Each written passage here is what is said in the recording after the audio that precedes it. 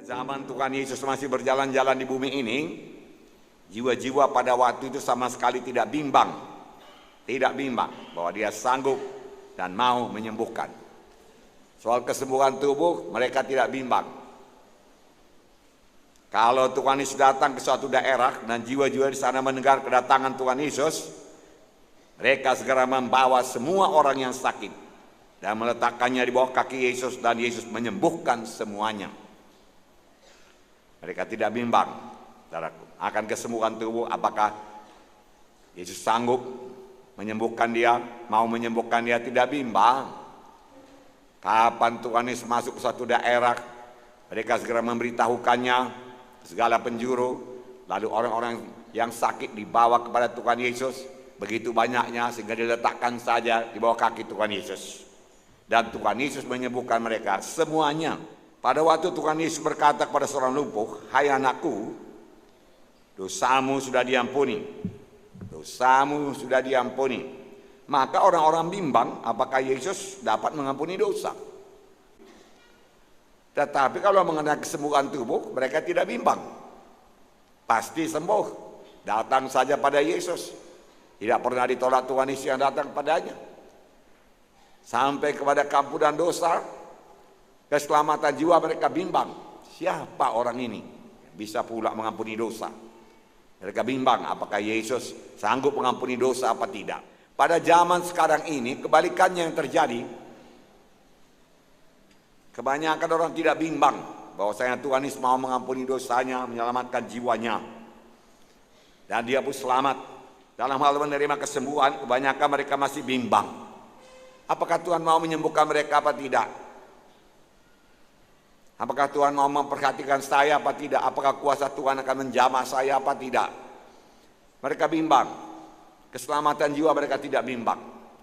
Pada zaman Tuhan Yesus kebalikannya. Kesembuhan mereka tidak bimbang. Tetapi keselamatan, keampunan dosa mereka bimbang. Siapa orang ini? Memang ia tidak bimbang akan kesanggupan Tuhan Yesus menyembuhkan penyakit orang kusta ini. Tetapi ia bimbang apakah Tuhan mau menyembuhkan dia apa tidak. Oleh sebab itu dia berteriak, "Kalau engkau mau, Tuhan Yesus, engkau sanggup menyembuhkan aku." Segera Tuhan Yesus berkata, "Aku mau. Untuk itulah aku datang." Tuhan Yesus berkata, untuk menyembuhkan penyakit. Nah, kebanyakan orang sekarang seperti orang penyakit kusta ini. Ya, dia memang tahu Yesus sanggup menyembuhkan. Tapi apakah Tuhan mau menyembuhkan saya? Mau menyembuhkan saya apa tidak? Tapi kalau mengenai keselamatan, mereka tidak bimbang. Saudara pun tidak bimbang. Amin, saudara. Kalau saudara pada waktu dulu berdamai kepada Tuhan, dan saudara terima Tuhan sebagai Tuhan dan Juru Selamat saudara, saudara yakin sudah selamat aku, sudah lahir baru aku. Sudahkah engkau selamat? Orang berkata sudah. Bahkan saudara tahu tanggalnya pun kalau saudara catat, saudaraku. Lahir baru kapan? Tahun sekian. Kemudian dibaptis. Ya, kenapa begitu, saudaraku? Sebabnya karena mengenai keselamatan jiwa, keampunan dosa, lahir baru, sudah sering kali saudara dengar. Baik dalam khotbah KKR, saudaraku, saya berkhotbah.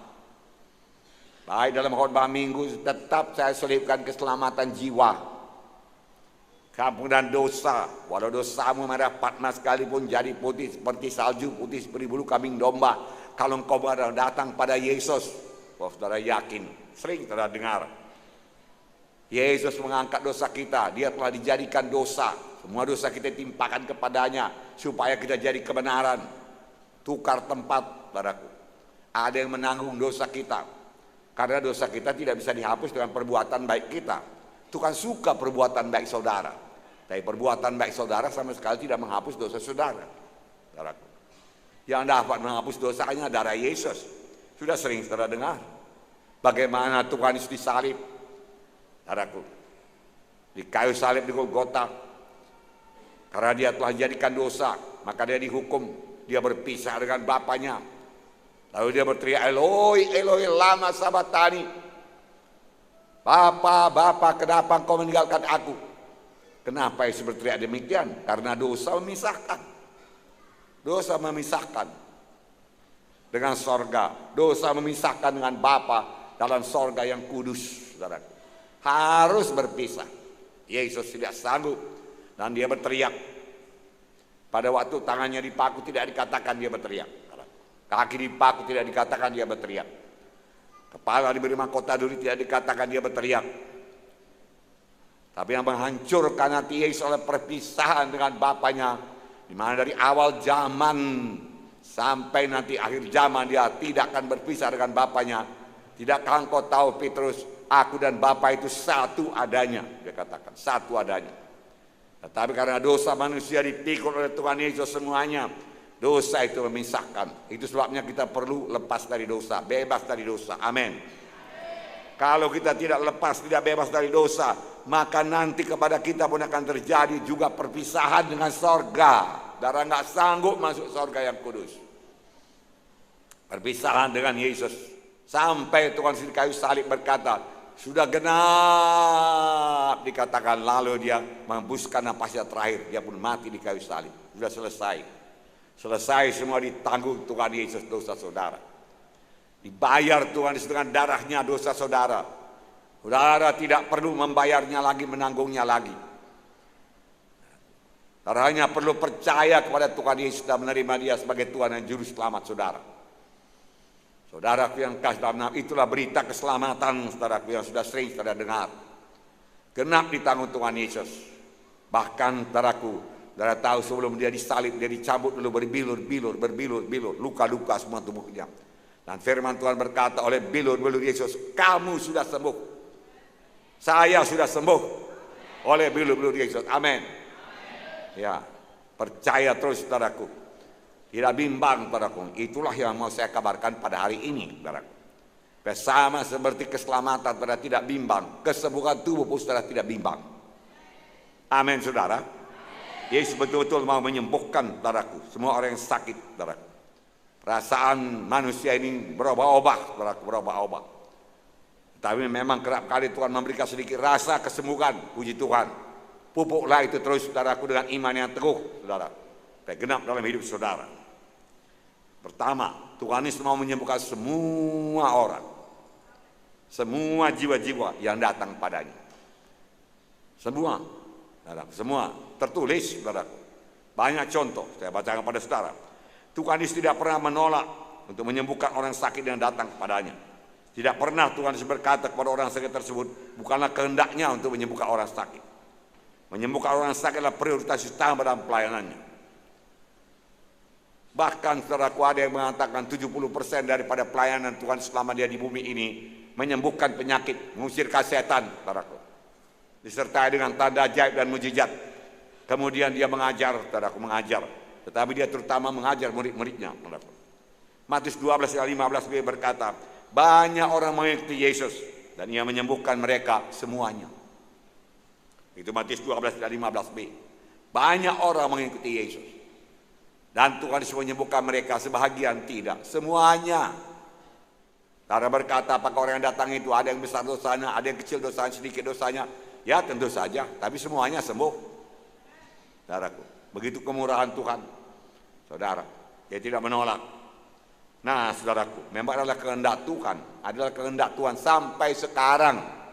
Karena Tuhan sudah berubah untuk menyembuhkan semua orang yang sakit. Matius 14 ayat 34-36. Setibanya di seberang, mereka mendarat di Genesaret.